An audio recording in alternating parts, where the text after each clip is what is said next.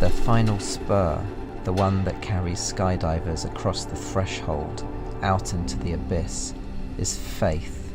Faith that it all, the system in its boundless and unquantifiable entirety, works. That they'll be gathered up and saved.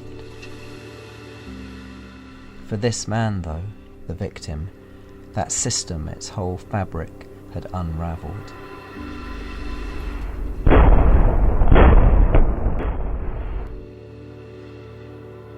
That and not his death was the catastrophe that had befallen him.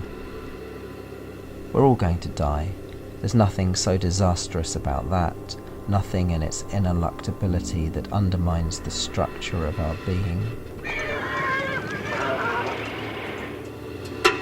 But for the faith, the blind, absolute faith into whose arms he had entrusted his existence, from whose mouth he'd sought a whispered affirmation of its very possibility, for that to suddenly be plucked away,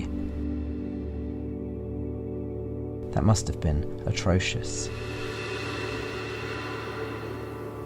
He'd have looked around him, seen the sky and earth, its landmass and horizon, all the vertical and horizontal axes that hold these together, felt acceleration and the atmosphere and all the rest, the fundamental elements in which we hang suspended all the time, whether we've just jumped from an aeroplane or not. And yet for him, this realm with all its width and depth and volume would have in an instant become emptied of its properties, its values. The vast font at which he prayed and into which he sank as though to rebaptize himself time and again would, in the blink of a dilated eye, have been voided of Godhead, rendered meaningless.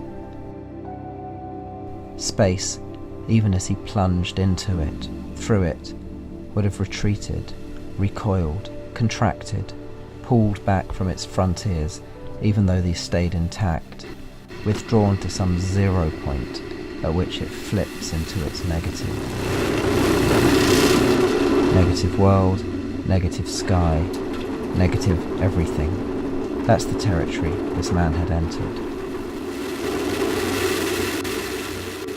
Did that then mean he'd somehow fallen through into another world, another sky, a richer, fuller, more embracing one?